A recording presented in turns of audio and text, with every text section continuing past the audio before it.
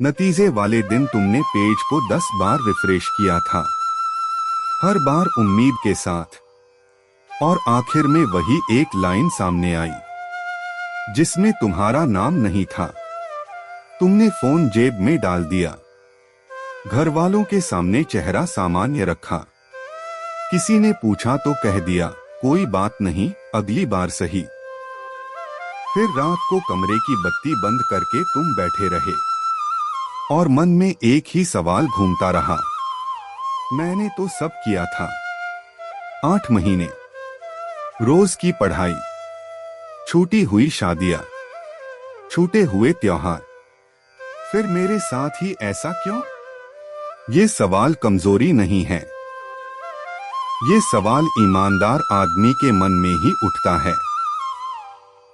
आलसी आदमी ये सवाल कभी नहीं पूछता। तो आज इसी सवाल को पूरा खोलेंगे और आधा जवाब देकर नहीं छोड़ेंगे। हमें बचपन से एक बात सिखाई गई है, मेहनत करोगे तो फल मिलेगा। ये बात अच्छी नीयत से कही जाती है, पर इसे हमने एक सौदे की तरह समझ लिया, जैसे कोई मशीन हो जिसमें सिक्का डालो और बोतल नीचे गिर जाए, और मशीन में सिक्का डालने के बाद हमारा हक बनता है। बोतल न गिरे तो हम मशीन पर हाथ मारते हैं। ठीक यही तुमने अपनी जिंदगी के साथ किया। तुमने 8 महीने सिक्के डाले और फिर हिसाब मांगा, पर जिंदगी वो मशीन है ही नहीं। इसमें तुम्हारा सिक्का असली है, लेकिन ये मशीन तुम्हारी अकेले की नहीं है। इसमें और भी बहुत से हाथ लगे हुए हैं, और जब तक ये बात साफ नहीं होती, हर नतीजा तुम्हें धोखे जैसा लगेगा। एक किसान को देखो, वो खेत जोतता है, बीज चुनता है, मिट्टी तैयार करता है, समय पर बुवाई करता है, खाद डालता है, खरपतवार निकालता है। ये सब उसका काम है और वो पूरा करता है। फिर वो आसमान की तरफ देखता है। बारिश उसके हाथ में नहीं है, ओले उसके हाथ में नहीं है, मंडी का भाव उसके हाथ में नहीं है। अब सोचो, अगर उसे बारिश की गारंटी चाहिए होती तो वो कभी बुवाई ही नहीं करता। किसान बोता है क्योंकि बोना उसका हिस्सा है, और वो जानता है कि बाकी हिस्सा किसी और के पास है। इसी समझ की वजह से वो हर साल फिर से खेत में उतरता है। तुम्हारे और उसके बीच बस एक फर्क है, उसने अपनी सीमा मान ली है, और तुम अब भी बारिश का हिसाब अपने नाम लिख रहे हो। कृष्ण एक बहुत बारीक बात कहते हैं कि कोई भी काम अकेले तुमसे पूरा नहीं होता, उसमें कई चीजें एक साथ मिलती हैं। एक वो जगह और हालात जहां काम हो रहा है, 2 करने वाला यानी तुम, 3 तुम्हारे साधन, तुम्हारा शरीर, तुम्हारा दिमाग, तुम्हारे औजार, 4 तुम्हारी कोशिश, और 5 वो हिस्सा जो किसी के हाथ में नहीं होता। अब गिनो, इनमें से कितने तुम्हारे हैं? कोशिश पूरी तरह तुम्हारी है, साधन थोड़े बहुत तुम्हारे हैं, बाकी सब तुम्हारे हाथ के बाहर है। इसका मतलब ये नहीं कि कोशिश बेकार है, इसका मतलब ये है कि कोशिश एक हिस्सा है, पूरा सौदा नहीं। जिस दिन आदमी ये गिनती कर लेता है, उस दिन नाकामी उसकी पहचान बनना बंद कर देती है। वो कहता है मेरा हिस्सा पूरा था, बाकी हिस्सा इस बार साथ नहीं आया। ये हार मान लेना नहीं है, ये सही हिसाब लगाना है। युद्ध के मैदान में एक तस्वीर याद करो। रथ पर 2 लोग हैं, आगे कृष्ण बैठे हैं, हाथ में घोड़ों की लगाम है, पीछे अर्जुन खड़ा है, हाथ में धनुष है। पूरे युद्ध में कृष्ण ने वो धनुष कभी नहीं उठाया और अर्जुन ने कभी लगाम नहीं पकड़ी। दोनों को अपना अपना हिस्सा पता था। अब सोचो, अगर अर्जुन बीच बीच में मुड़कर लगाम खींचने लगता तो न रथ चलता न तीर चलता। तुम्हारी तकलीफ यही है, तुम तीर भी चलाना चाहते हो और रथ की दिशा भी अपनी मुट्ठी में रखना चाहते हो, इसीलिए दोनों काम अधूरे लगते हैं। कृष्ण का कहा हुआ इतना ही है, कर्म पर तुम्हारा हक है, फल पर कभी नहीं था। ये लाइन डराने के लिए नहीं कही गई थी, ये लाइन बोझ उतारने के लिए कही गई थी। अब देखो कि फल की चिंता करती क्या है।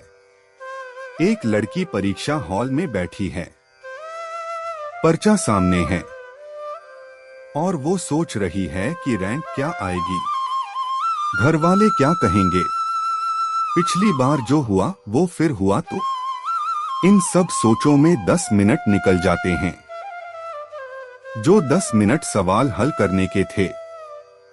यानी फल की चिंता ने कर्म से समय चुरा लिया। यही रोज के काम में भी होता है। जो आदमी काम करते वक्त तारीफ के बारे में सोच रहा है, उसका आधा ध्यान काम पर है ही नहीं और आधे ध्यान से किया गया काम कमजोर रहता है, फिर नतीजा भी कमजोर आता है। और आदमी कहता है, देखा चिंता सही थी, जबकि चिंता ने ही वो नतीजा बनाया। इसीलिए फल को छोड़ना कोई त्याग की बात नहीं है, ये काम को उसका पूरा ध्यान वापस देने की बात है। एक और चीज जो कोई नहीं बताता, नतीजा हमेशा उसी शक्ल में नहीं आता जिसमें तुमने मांगा था। 3 तरह से आता है। पहला, देर से आता है। जो मेहनत आज खाली दिखी वो 2 साल बाद काम आ जाती है। दूसरा, दूसरी शक्ल में आता है। एक लड़का था, उसका इंटरव्यू खराब गया, पर उसी तैयारी के दम पर उसे 3 महीने बाद रख लिया गया। उस दिन वो नाकाम था, उस दिन वो तैयार भी था। तीसरा, वो तुम्हारे भीतर आता है। 8 महीने रोज पढ़ने वाला आदमी अब पहले जैसा नहीं रहा। उसका ध्यान लंबा हो गया, उसका आलस टूट गया। उसे पता चल गया कि वो लगातार कुछ कर सकता है। ये कोई सर्टिफिकेट नहीं देता, पर ये चीज उससे कोई नहीं छीन सकता। मेहनत कभी खोती नहीं है, वो सिर्फ जगह बदल लेती है और हम उसे उसी नई जगह पर पहचान नहीं पाते। पर आज एक कड़वी बात भी सुननी पड़ेगी। हर बार वजह किस्मत नहीं होती। कभी कभी मेहनत सच्ची होती है, पर दिशा गलत होती है। इसलिए खुद से 3 सवाल पूछो। पहला, मैंने घंटे गिने या काम गिना? 6 घंटे बैठना और 6 घंटे पढ़ना 2 अलग चीजें हैं। दूसरा, क्या मैंने बीच में कभी जांचा कि मैं सही जा रहा हूं या 8 महीने तक बस चलता रहा? तीसरा, क्या मैंने किसी जानकार को अपना काम दिखाया? जो आदमी अकेले तैयारी करता है, उसकी गलती उसे सबसे आखिर में पता चलती है। इन सवालों का मकसद खुद को कोसना नहीं है। मकसद ये है कि अगली बार सिर्फ मेहनत न बढ़े, मेहनत की दिशा भी ठीक हो। कर्म तुम्हारा है, इसका मतलब है उसकी जिम्मेदारी भी तुम्हारी है। फल छोड़ने का हक उसी को है जिसने अपना हिस्सा पूरी ईमानदारी से किया हो। बाकी सबके लिए ये सिर्फ बहाना बन जाता है। यहाँ एक सवाल जरूर उठता है, अगर बहुत कुछ हमारे हाथ में नहीं है तो क्या सब किस्मत का खेल है? बिल्कुल नहीं। और इसे एक उदाहरण से समझो। 2 लड़के एक ही दुकान पर काम करते थे। दोनों की तनख्वाह बराबर थी। एक ने 3 साल में ग्राहक से बात करना सीख लिया। उसने हिसाब किताब सीखा, माल का ज्ञान लिया। दूसरा 3 साल तक बस समय काटता रहा। फिर एक दिन दुकान बंद हो गई। ये किसी के हाथ में नहीं था। दोनों एक साथ बेरोजगार हुए, पर पहले वाले को 2 महीने में काम मिल गया और दूसरा साल भर भटकता रहा। हालात दोनों के एक जैसे थे, तैयारी अलग थी।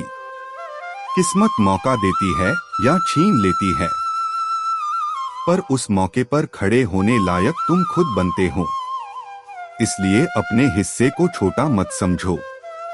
वो छोटा है पर वही तुम्हारा है। अब सबसे मुश्किल हिस्सा, दोबारा शुरू करना। गिरने के बाद सबसे भारी काम यही होता है। इसे आसान करने का एक तरीका है। पहला, 2 दिन का शोक मंजूर है। 2 दिन दुखी रहो। किसी से बात मत करो अगर मन न हो, पर उसकी तारीख तय कर लो। बिना तारीख वाला दुख महीनों खिंच जाता है। दूसरा, तीसरे दिन पुराना काम मत उठाओ। एक छोटा नया काम उठाओ जो 1 घंटे में पूरा हो जाए। हारे हुए मन को सबसे पहले एक जीत चाहिए, चाहे छोटी हो। तीसरा, अपनी पिछली तैयारी को कूड़ा मत कहो। उसे खोलकर देखो और 3 चीजें निकालो जो अब भी काम की हैं। चौथा, किसी एक इंसान को सच बता दो। छुपाया हुआ दुख भारी होता जाता है। और 5वां, अगली बार का लक्ष्य लिखते वक्त नतीजा मत लिखो, रोज का काम लिखो, क्योंकि रोज का काम तुम्हारे हाथ में है और जो तुम्हारे हाथ में है उसी को तुम पकड़ सकते हो। तो आज का काम ये है, एक कागज लो, उस पर वो एक काम लिखो जो तुम आज ही कर सकते हो। अंदाजे में मत लिखो, नाम लेकर लिखो। जैसे आज रात 9 बजे गणित का दूसरा अध्याय, पहले 20 सवाल, या आज शाम 6 बजे वो फॉर्म भरकर भेजना। जितना छोटा और साफ हो उतना अच्छा। उस लाइन के नीचे कुछ और मत लिखो। कोई सपना नहीं, कोई तारीख नहीं, कोई रैंक नहीं, सिर्फ आज का काम। और जब वो हो जाए तो उस लाइन पर सीधी लकीर खींच देना। यही तुम्हारा असली हक है।